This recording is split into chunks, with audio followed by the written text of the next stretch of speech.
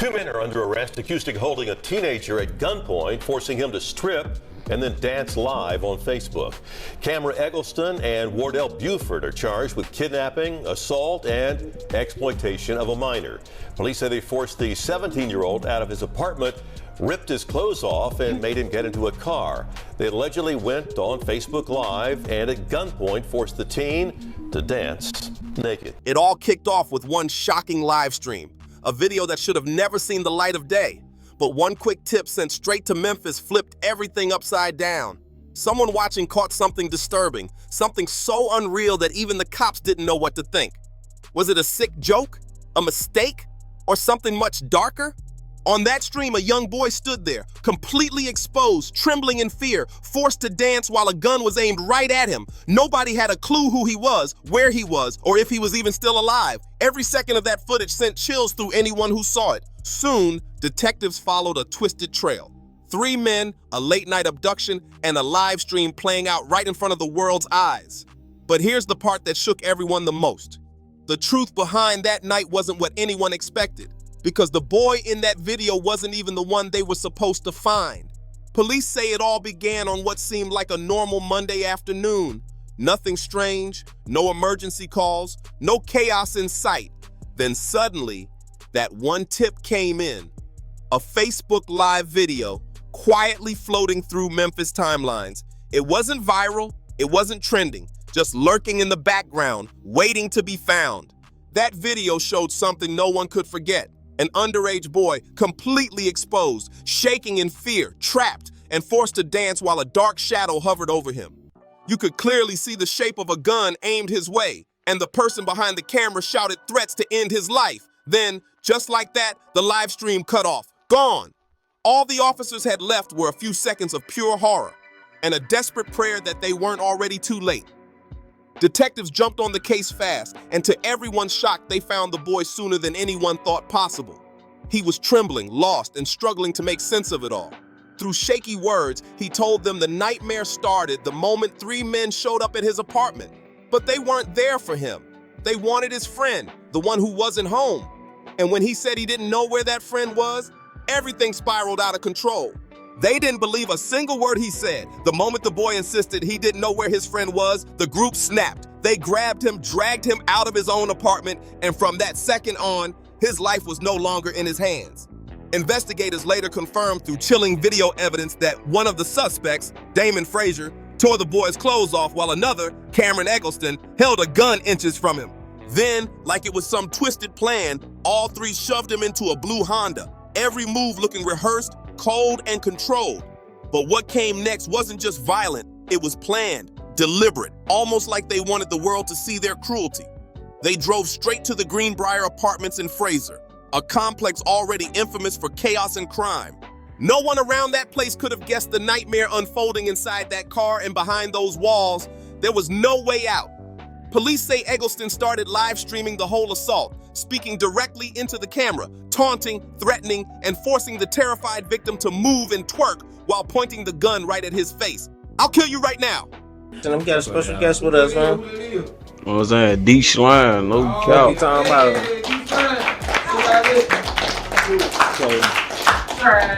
So where you from, Slime? What I'm saying? Memphis, Tennessee, you know that. Tennessee. Yeah, what part of town I'm from? I grew up in the Beto. A word? Fraser. Oh, man. I heard about Fraser, boy. Yeah. Goons, boy. I see you got your gang with you and shit. Yeah. But most of my folks from Detroit.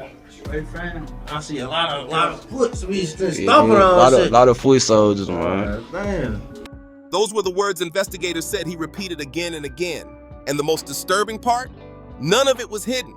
It was all out there, streamed live for the world to see. This wasn't some hidden clip accidentally caught on camera. It was broadcast on purpose. All for shock, for attention, for the views. Every second streamed like a sick show meant to draw eyes, while those watching had no clue if they were witnessing a real crime or about to see a boy lose his life right in front of them.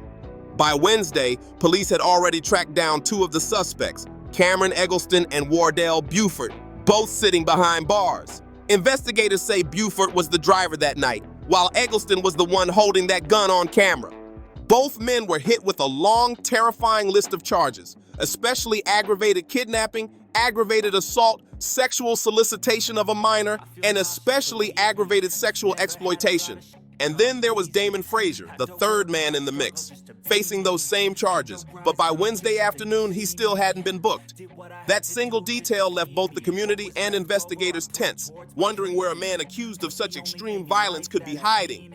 And then came the twist that sent the internet into chaos. Wardell Buford, the same man police called the driver, is better known online as Bank Boy D Slime, a Memphis rapper still early in his career. He'd been trying to build his name, doing interviews, getting features. "I got a special guest with us, man," one clip said, but no one expected this kind of headline to come crashing down around him. The revelation hit Memphis like a thunderclap. Fans who once cheered for Bank Boy D Slime couldn't believe what they were hearing. Their rising rapper now accused in one of the most disturbing crimes the city had ever seen. Social media lit up with confusion, disbelief, and anger. Some claimed it had to be a setup, while others said there's no coming back from something like this. Investigators confirmed the rapper's online alias matched the name tied to the live stream, linking him directly to that night's events. Old videos of him flashing cash, boasting in songs, and showing off cars suddenly started resurfacing, each one getting rewatched under a darker light. The same man chasing fame was now accused of being part of a horrifying broadcast that shocked an entire city. Meanwhile, police warned the public that the search for Damon Frazier, the third suspect, was still active. They described him as dangerous, unpredictable, and possibly armed. The community waited anxiously, fearing he might strike again if not caught soon. Reporters surrounded the police station, cameras flashing, trying to catch every update. Memphis wasn't just watching anymore, it was demanding justice. And as detectives pieced together every second of that live stream, one thing became clear. This wasn't just a random act of cruelty. It was planned, filmed, and shared for the world to see, turning real-life horror into entertainment. As the story spread across the internet, the tension in Memphis reached a breaking point. Everyone wanted answers. How did this even happen? And why was it streamed like some twisted performance? Neighborhoods were buzzing, local blogs were posting nonstop, and the video clips that had once slipped quietly through timelines were now evidence in one of the biggest investigations the city had seen in years. Police continued digging through digital trails, deleted accounts, private messages, and hidden footage. Every clue pointed to the same thing. This crime wasn't spontaneous, it was set up. The suspects planned it, recorded it, and made sure people were watching.